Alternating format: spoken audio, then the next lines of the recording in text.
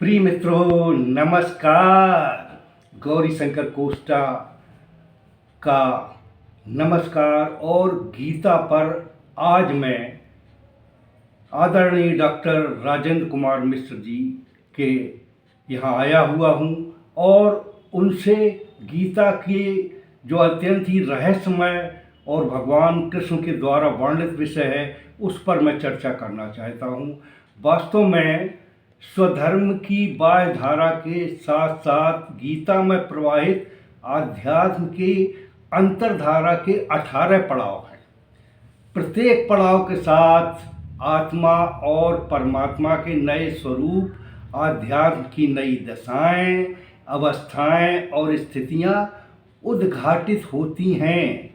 इसी क्रम की पहली कड़ी के प्रथम पड़ाव में अर्जुन को विषाद और पाप बोध से ही गीता का आध्यात्म आरंभ होता है और विषाद और पाप बोध ही पहले अध्याय की विषय वस्तु है। अब मैं श्री डॉक्टर राजेंद्र कुमार मिश्र जी से इस संबंध में और प्रश्नोत्तर करूंगा।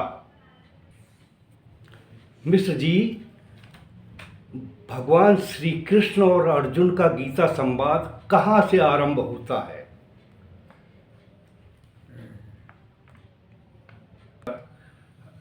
मिश्र जी, भगवान श्री कृष्ण और अर्जुन का गीता संवाद कहाँ और कैसे आरंभ होता है?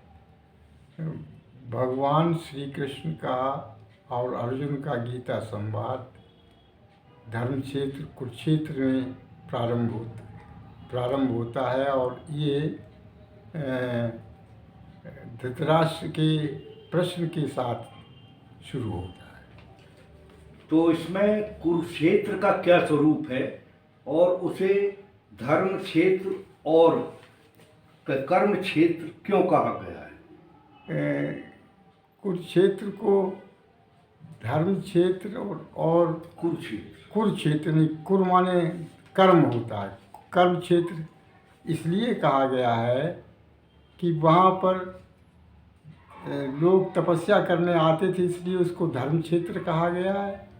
और क्योंकि कृषिकारी भी होता था तो उसको कर्म क्षेत्र कहा गया है। लेकिन आध्यात्मिक रूप से ये इसके अन्य अर्थ भी हैं। शरीर को धर्म क्षेत्र कहा गया है, जहाँ कर्म के बीज बोए जाते हैं और पाप और पुण्य की फसलें काटी जाती हैं।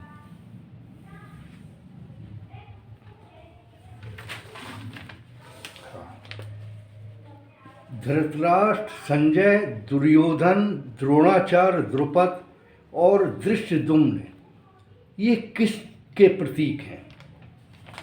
धृतराष्ट्र तो मन का प्रतीक है, संजय आत्मालोकन के प्रतीक हैं, दुर्योधन मन का बड़ा पुत्र कामेच्छा का स्वरूप है, द्रोणाचार्य अच्छी बुरी पुरानी आदतों के प्रतीक हैं, द्रुपद वैराग्य के प्रतीक हैं, धृष्टद्युम्न वैराग्य के बाद उत्पन्न होने वाले सहज ज्ञान के प्रकाश की किरण हैं।